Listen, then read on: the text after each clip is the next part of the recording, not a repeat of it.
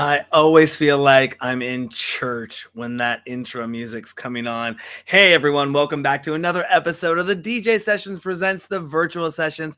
I'm your host Darren, and right now I'm sitting in the virtual studios in Seattle, Washington, and coming in on the other side of the screen. I always get these two mixed up because I never know what side I'm on or they're on.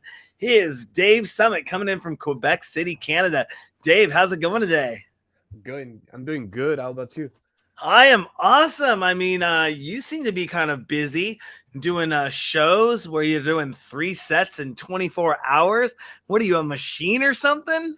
No, that was great. I was doing actually a show with Drezzo in Montreal, and then I was playing a new festival a little bit further to Montreal, and doing the after party after. So all combined was crazy. Yeah, I bet. I have friends of mine that'll do back-to-back shows. Maybe, play this and then do an after party, and do that. But 3 sets. Were they long sets? Were they kind of like just hour-long sets, 2-hour sets? What were they? I did an hour and an hour 30, and then after party was like just messy as usual. And it looks like you're back in the studio now. Yeah. Is that your home studio? Yeah, that's my home studio here. Awesome. Well, again, thank you so much for coming on the DJ sessions and Quebec City, Canada, obviously in Quebec. Are you from Canada? Yeah, I'm actually from Quebec City. I haven't moved yet, but yeah, I'm close to Montreal. I'm there almost every weekend, and I was in Ottawa last weekend for Escapade Music Festival, and yeah, pretty much moving around all the time. Well, it does look like you've traveled a little bit, done some shows overseas. Is that correct? Yeah, that's correct. In 2018 and 19. hmm And are you planning to go international again for 2022? Is anything on the calendar for that? Yep, we're planning things right now, and probably in the next year in 2023, probably looking for the US maybe. And yeah. Nice. Are you planning to go to ADE this year by any chance? Oh, maybe we're still thinking about it, looking for it's a big week, so we're planning it slowly. But yeah, if it's not this year, it's gonna be next year with also the Miami Music Week too. Yeah, I just got off the a Zoom right before this interview with, I can't announce who it's with, but we've we've got our Airbnb for ADE, and if things go according to plan, it won't only just be ADE, it'll be Winter Music Conference, it'll be South by Southwest, and also IMS. We're looking to do some Very nice. partnerships on. We're super excited, and it's going to be my first trip going internationally. First of all, going to Europe. Second of all, going to a major event in Europe. Third of all, Yeah. it's ADE in Europe. It will be your first time at 80. It'll be our first time at ADE. Yeah. Nice. It's like 400,000 people for 7 days. So it's be insanely crazy. It's a crazy week. Yeah. Yeah, we're super excited for that. But we're here to talk about you and what you've been up to. And, your latest remix that you did was for Lipless and Loki called Yep. Tied to You. How has that been received so far? Pretty good. I got a lot of good feedback on it. It's not what I usually do. It's a bit more soft and more chill, but I really like doing this kind of music, and I'm glad people enjoy it too. So yeah. And when you're in the studio and you're working on something, how much of a perfectionist are you? Way too much. I usually like do the song for like a couple hours, and then I just listen to it in the car at the gym just for fun, and like, oh, I missed this, oh, I missed that, and I just going back on it, and sometimes I need people just tell me, yo, it's done. Just sometimes I just overproduce it, so Do yeah. you ever get a chance to maybe slide it into one of your friends' sets or one of your sets to test it out in a crowd to see what it sounds like on a bigger system before you actually release it? Yeah, most of the time I do this just to test the crowd reaction, see how it sounds live, and without telling like, oh, that's a new song, just playing it out there, And if it's doing good, I'm just gonna keep either working on it or try to release it in the next month. And your track that you released before that, called "Pulling Up," what was the inspiration behind the track "Pulling Up"?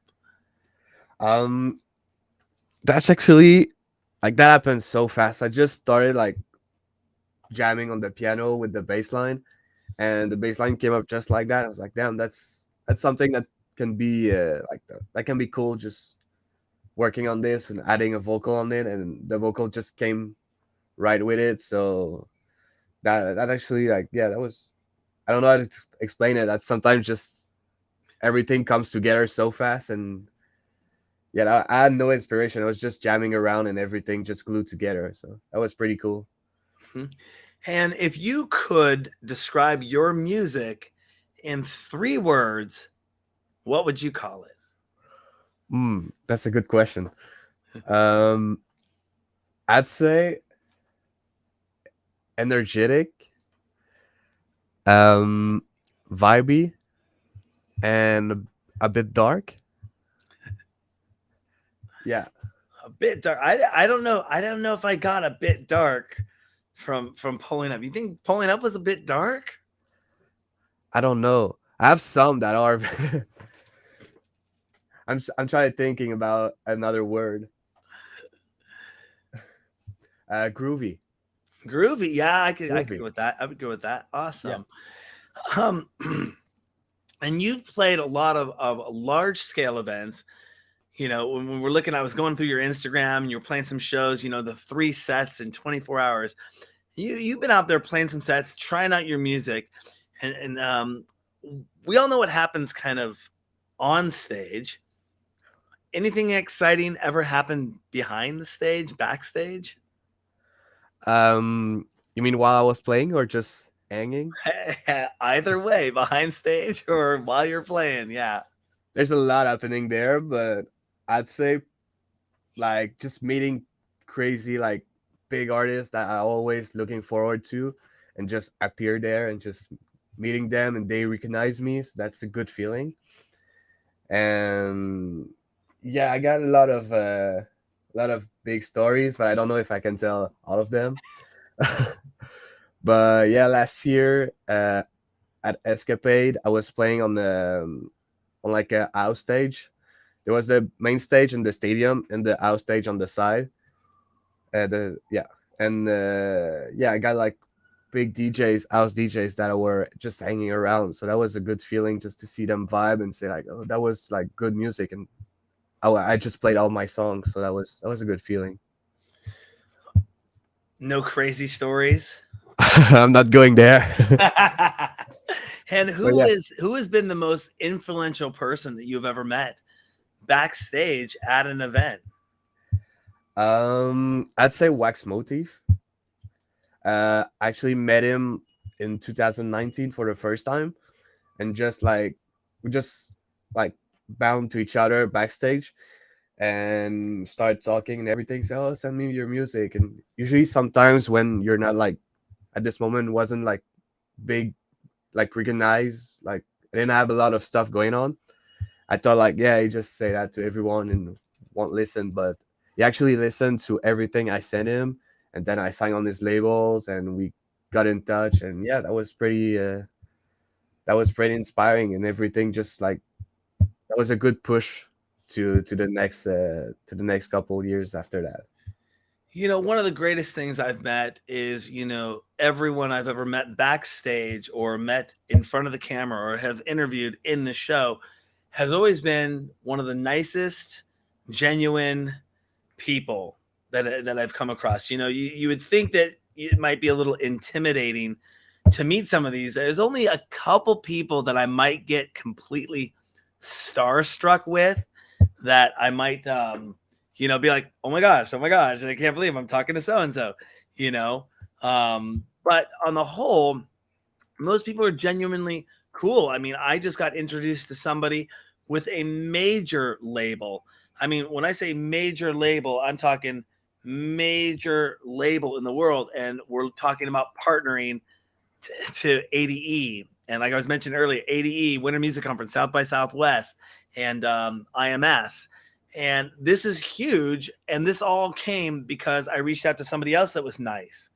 And they ended up connecting me with this nice person. And I think there is a lot of ego, or a lot of, a lot of, what's the term? A lot of, ego, let's just say ego in the electronic music world.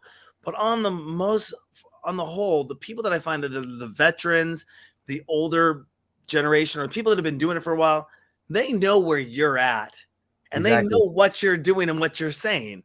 And just getting a vote of confidence from them of saying, I'll listen to that, or I'll take a look at that, or, hey, it was nice to meet you. And, you just maybe start that ongoing partnership with where people can become best friends over time. It's just awesome. So I agree. So that's just an awesome experience to hear that you've had that behind the stage experience. What's your drink of choice before you go on stage? I'm a rum and coke guy. Rum and coke. Yeah. Is it 151 in Coke? Is it Captain Morgan's? Is it Bacardi? Is there a particular rum that's on your rider? Yeah, the Appleton Estate. Appleton Estate? Yeah. I don't know if there's probably some there's some in the US, but that's I discovered it like a friend of my dad just showing me like new rum and everything, and that's the best one I've tasted so far. It's not a big one. It's not like the Don Julio or something like in tequila, but that's pretty good. Yeah. Nice. Just a bottle of it backstage for you every time. Yeah, and I have the vodka for the friends because I'm the only one drinking rum and cokes. What are some other additional items that we would find on the Dave Summit rider? Oh, I have the rum and coke, the tequila, and I have the vodka. I have White Claws, and I have like fruits. I have vegetables, and I actually, the funniest thing, I got the 2 Beyblades. I don't know if you know, like the spinning thing. Like they're little toys that we used to have when we were a child. But I have 2 of them on my rider just for fun. Spinning toys, like you pull with a rubber band and shoot it in the crowd. No, just like it's the thing that you just spin and it just keep going. Oh, you have spinners. Yeah, but like you have to crank it before. It's a whole toy. Yeah, I have 2 of them, and other like towels and No, I don't like to ask for too much. Just like keep my friends are good, all right. So, what's the wildest party you've been at in the last 2 months? If the best one you've been at in the last 2 months, or I guess the best one and the wildest one could be 2 different things. Yeah. What's the wildest party you've been to in the last 2 months? Wildest event you've done? Craziest event? The wildest one. I mean, here we just got back like 3 months ago with like all the shows and everything coming back, but I've played a couple ones since then, and I'd say the after party last week, like the 3rd show in 24 hours, that was pretty wild. I had a couple of friends around, and it was like a big like club that changed, like where people used to dance like on stage, but like it was empty, and like the old dance floor was jam packed, and like there was another floor with people just around, and that was pretty wild. I saw that one that was like a blue picture. You were on stage. It looked like you were in a kind of, was that the one where you're in the round? Yeah, and that was pretty cool too. Yeah, that was like a 360 stage, and it was turning while I was DJing. That's what was going on. Yeah. Oh wow, that looks so awesome. It looked, I could see like it was round, but you were there. But wow, like the DJ booth was on a little platform that keeps like turning 360. But the funniest thing is that everyone was just on one side, but I keep like turning, just pass in front of them, and then stopping where nobody was, and then coming back. I was just like saw them for a couple of seconds and then coming back. That's crazy. It was a good experience. It wasn't going too fast where you'd get dizzy or anything though, right? No, but at the end I was like, yeah, that was a weird feeling, but that was cool at the same time. I always bring this up in interviews. I don't know if you watched. Obviously, everyone knows what happened in 2020 and everyone jumping online and doing live streams. Did you ever get a chance to catch the Macioplex live stream when it was spinning around, and it was like he was spinning around like this, and the camera was going the opposite direction, and it was That like this. rings a bell. It was so amazing. If you, I don't know what they tagged it under. Maybe it's under. Maybe I could look it up. Macioplex spinning stream. Maybe I'll find it.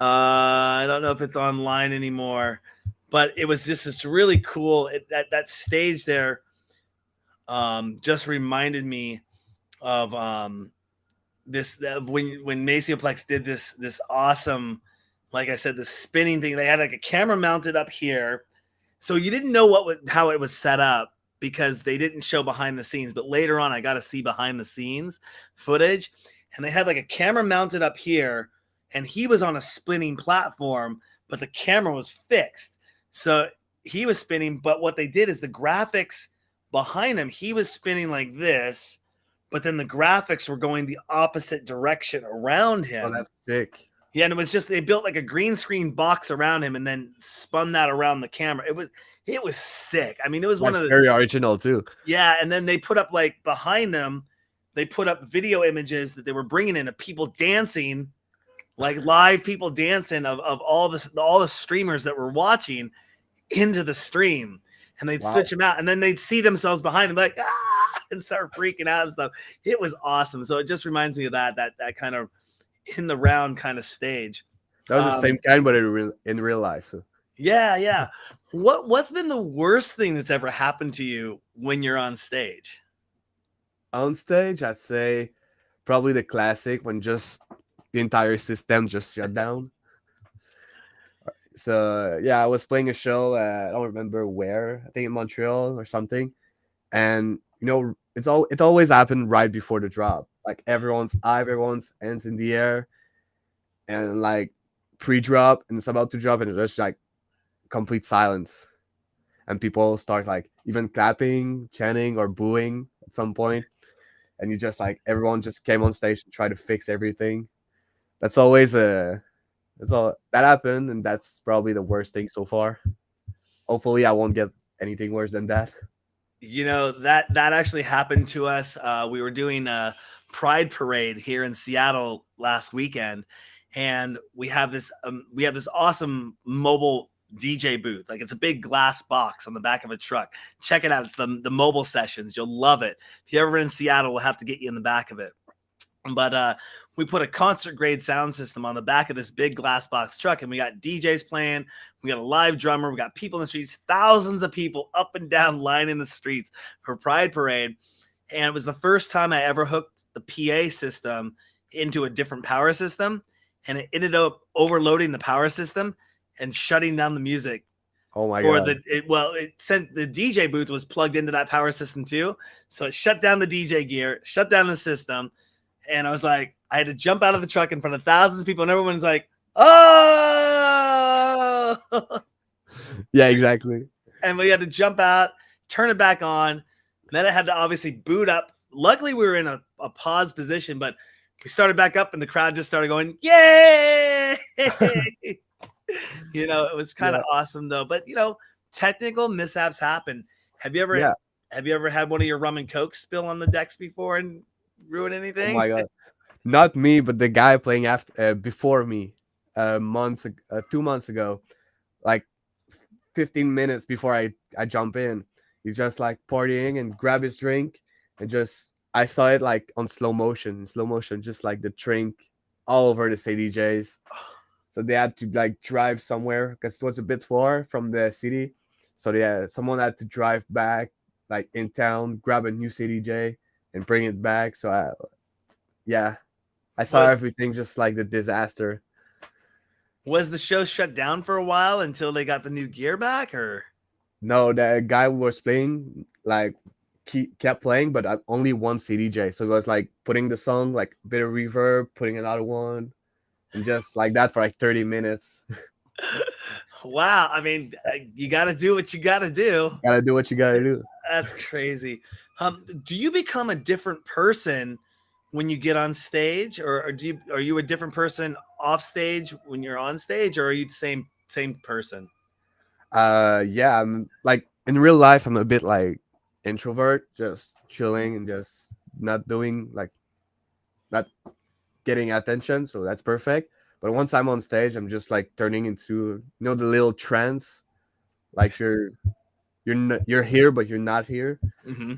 So yeah, and I'm more like vibing with people and everything. And once I'm back, I'm just chilling, nothing going. So yeah, I have like a Peter Parker and a Spider-Man thing. I like that analogy. And do you prefer larger scale events, or would you rather play more kind of intimate, smaller clubs and venues? I actually love both of them, but I'd say like if I had to choose one of them, the more you're closer to the people and you can vibe with the people, that's what I love about it. So I'd say like the small venue. But as much as I love like playing festival and everything. Like once you feel the vibe of it, once you like live it, it's a crazy feeling. So, but yeah, if I had to choose one of them, I'd go with the small venue. Mhm. And how long have you been in this industry for? Was it 2018 is when you started, or were you in it before? I started producing and DJing at 2012 and Okay, 13. 2012. Okay. Yeah, and I like just like playing weddings, playing like school parties and party with my friends. And then in 2017, they had like a contest in Montreal for like this big venue called Beach Club for the DJs under 13 to 17. And I just sent a video of me playing one of my songs that I had produced, and they select me to play like the party, and then they book me again for like the real beach club I played before Keizo. And yeah, since then, like I started my project Dave Summit at this moment, and everything just like moving around since then.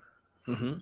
And over your course of your career, what's the worst thing that you've seen that goes on in the electronic music community? If there's something that you could change about the way the business of electronic music it goes about, if there's something you see that's like, I don't really like that, and I wish there could be something we could address it or change it. Is there anything you see that you would change that might be messed up or wrong? I'll say wrong, but just it's there and could be improved upon in the electronic music world. That's a good question. I'd say, I mean, there's a lot of things that you just saw and you like, why is it like that? But you have to deal with it because that's how it works. But mm, like the worst thing that I like, but if I could, I'll change it. Um, I don't know, honestly. That's a good question. Yeah, I mean, some people I'm just not say, trying to say anything to.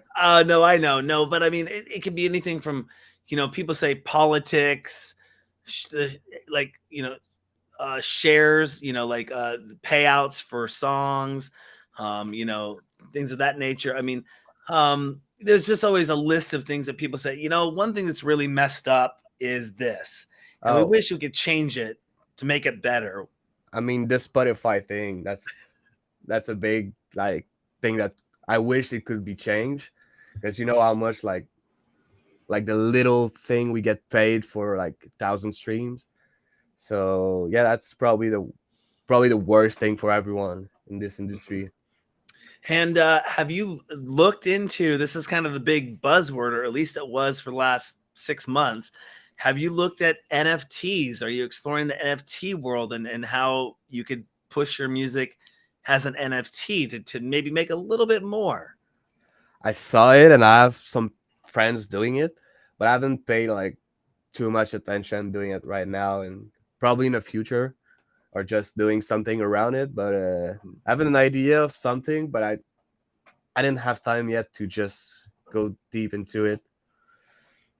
Mm-hmm. Maybe in the future. And do you do a regular live stream, or are you do a podcast or radio series at all?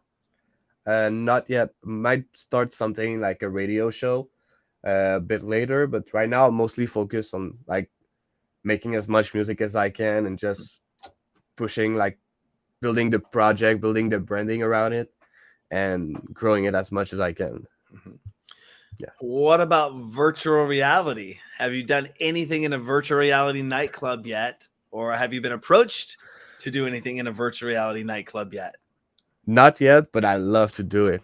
I love this. I have a friend that goes like to every Porter Robinson show in the in the metaverse or something, Mhm. and I love that. But that's something that I really like. I started watching a couple of things and just getting into it like last month, and just like I'm started getting around this, and yeah, that's the future actually. Mhm. That's pretty nice. Yeah, we just launched 2 virtual reality nightclubs in Altspace, and we're getting ready to also deploy in VR chat and other platforms. We do see VR being the equivalent of having a website in 1995, 1996, Yeah, or moving forward and saying, not only get your social media accounts set up everywhere, but also have a website, have a web presence, and we're always adapt to new technologies here at the DJ session. So when we launched our nightclubs, our actually first nightclub is called Beta because it's literally in beta. We haven't even launched version yeah, 1 yet. But we're just right there on the precipice. It's up and running in Altspace. And I've had a lot of people that are in the Altspace community come through and say, this is a really great nightclub. And we're not looking just to only stream our shows live and put like our interviews live, what we're doing right now, and put it on the schedule. We want to do record release parties. We want to have artist meet and greets. We could have live virtual sets, a ton of what you can do in there. It's not supposed to replace a physical nightclub in any way, shape, or form, but it's just another medium of branding that's there that another person can come and have a DJ sessions experience in a virtual world. I don't know if you own a pair. If you haven't got an Oculus yet, I recommend Oculus because it's only $300 to get into it. yeah. You don't have to have a high end computer or a high end headset to get into all this stuff yet. But we are all about VR and also AR or augmented reality Yeah. because those we know Apple's developing a pair of glasses. We know Google is probably developing something. We know, Sony, Microsoft, Facebook has, their project coming out as well. Their project's coming out. So what's going to be interesting is like, imagine being at your show where that stage is moving in the round and the light show's going on.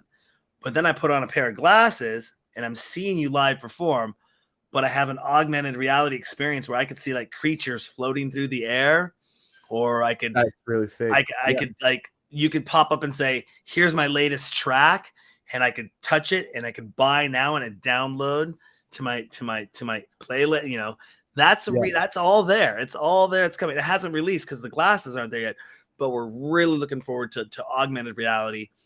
In addition to virtual reality as being kind of that next frontier. So you're more than welcome. If you ever want to set up something and be in our virtual nightclub, I'd be happy to talk with you about it offline and give you a tour Yeah, for sometime. sure. For Really sure. I awesome love that. stuff.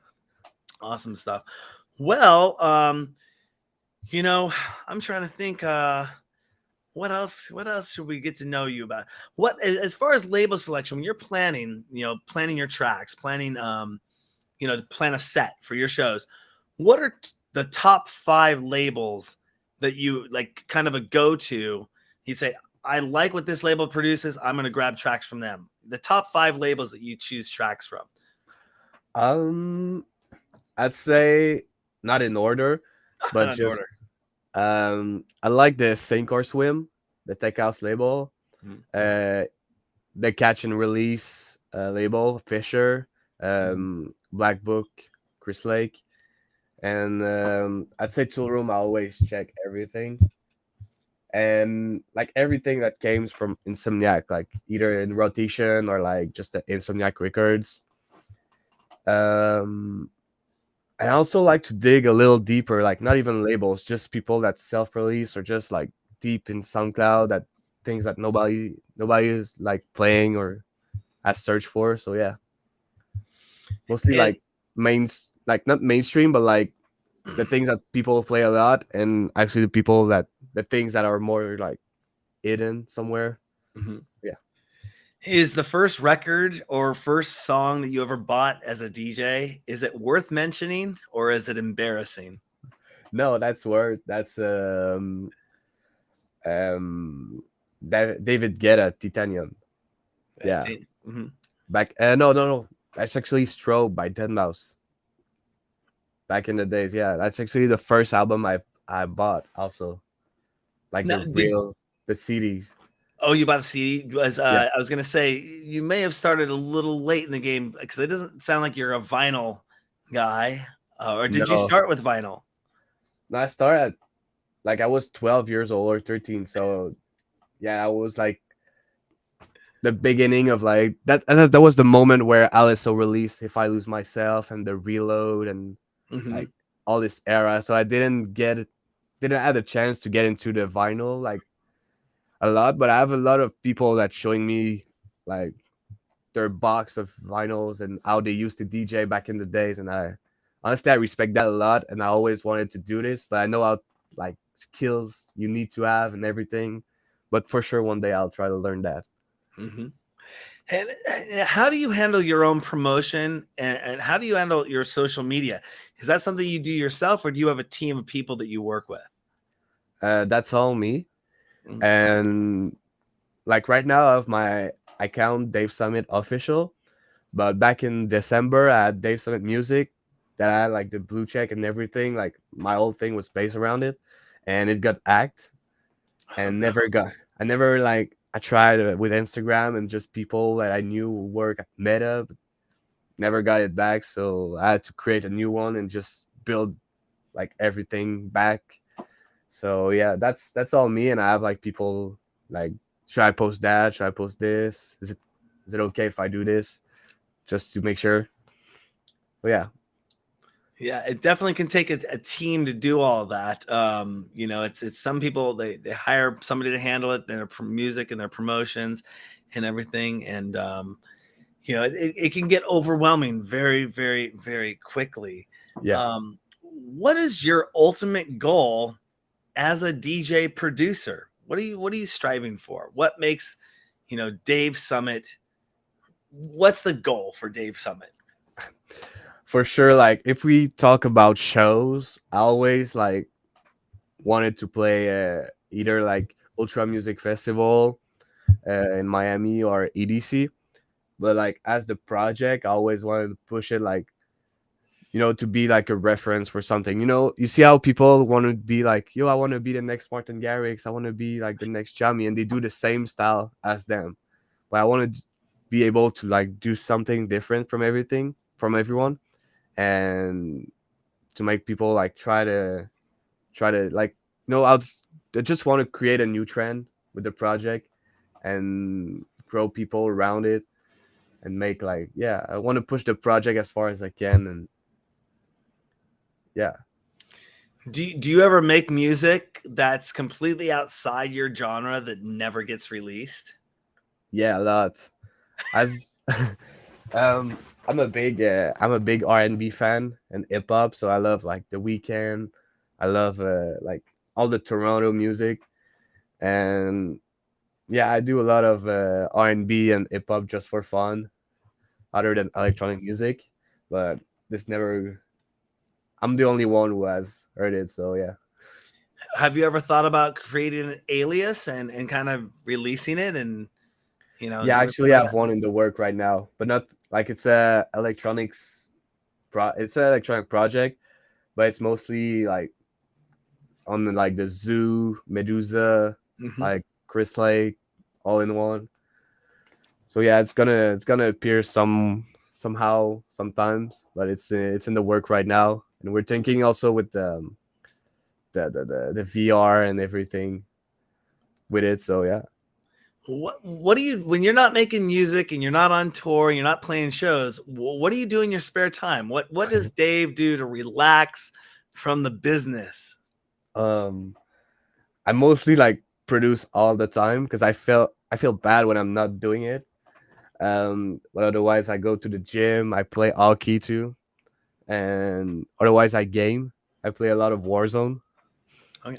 and that's pretty much it. Do you Mostly ever always in the studio. do Warzone on Twitch at all? I've done it a couple of times with Binance. Mhm. Um, we streamed a couple of times back in like probably last year, but not like as usual, like a like everyday thing. Mhm. And do you have any regular podcasts or shows that you listen to that maybe either you just kind of chill out and put on in the background, or you look forward to listening to get inspiration from? Any podcasts or live streams that you pay attention to? Um, Not that much. I'd say like I listen sometimes when I'm on the road, maybe like a Joe Rogan for like an hour, but I'm mostly just listening to music all the time. Mhm. And that's how I get my inspiration, just listening to music that I never listened before, just putting a Spotify playlist with like music, like other style of their genre of music, and sometimes just like a couple like notes that just, oh, maybe I can try this on in like my style of music, and Mhm. sometimes And that's how music happens. and if you could go back 25 years in music history or 50 years forward in music history, which way would you go and why? Hmm. Knowing what you know now, being who you are now. I'd say 15 years back, because there were less like, now everyone can make music like just like that. You can Mhm. either like buy it or like put loops in a software. But I'd say like 15 years ago back, there were not that much people doing it, and I love how they use like like the old computer and the old software just like to create everything. And even nowadays, you listen to it and it sounds good. um yeah, maybe like I know, like I saw the documentary of Daft Punk, just how they used to make music back in the days, and that was so inspiring. So Mhm. I'd say this, but I'm curious to see how music's gonna be in the future for sure. Yeah, it's going to be interesting. And once I was talking with Endo yesterday and seeing, something that would be awesome because in virtual reality, they have Tribe XR, I believe it's called, and you can go in and have 4 Pioneer decks and literally DJ in virtual reality in Tribe. And he was like, it'd be really cool if they could start bringing other pieces of gear into Yeah, virtual reality that you could then play with and mix around, or what's going to be happening with, soundscaping in virtual reality, where, I'm just making this up in my head, but you could have a room and you could take like a ball or different objects and use them to throw and make different beats. I mean, and do some really crazy stuff with music production yeah, that's kind of working in a 3D environment, and having it tie in with all the plugins or whatever. Like if they could bring in like Ableton or Logic or something like that into virtual reality, and then you're playing with it in a virtual environment where you could create like crazy virtual instruments where you could do different things with. I think that's yeah, going to be so. I mean, maybe that's on the R&D table with a lot of these companies. Maybe they haven't started looking into it. Maybe they are just starting it. But maybe 5 years from now, we might see some fun music creation tools that maybe even in AR, instead of we go to a computer screen, we'll just put on the glasses and obviously we'll have all our screens right in front of us, yeah. and maybe we'll be able to, like, you could dance or move your hand to do stuff to the music that would make the effect Like an happen. orchestra. Yeah, exactly, Yeah, exactly. Well, the one movie I always remember, I think it was Virtuosity. It was Russell Crowe, Denzel Washington, and there was this scene in a nightclub where Russell Crowe's in the nightclub holding all these people hostage, and he's kind of up in this DJ booth, And what he's done is he's taken samples from the crowd, and when he put his hand over something, it would make the sound, and then he starts making this sound while making the song while he's like adding it all his. Yeah, it's kind of crazy little scene. The movie's called Virtuosity, and it was I kind have of to a watch virtual. this. It was basically a movie based on virtual reality in a sense. It's pretty awesome. But I But think yeah, it's the future. That's how it's gonna happen. Just a question of time, and I am sure like people are developing it right now. That's yeah, it's going to be some very very interesting stuff in the metaverse of what's going to go down, and what's going to accelerate so fast over the course of the next 5 years. And it's still not a mainstream thing yet. That's yeah. I know Meta is obviously going to push because they have a bunch of money to back it up and own Instagram and Meta. And that's a nice entry point, a $300 entry point for a lot of people to get into virtuality.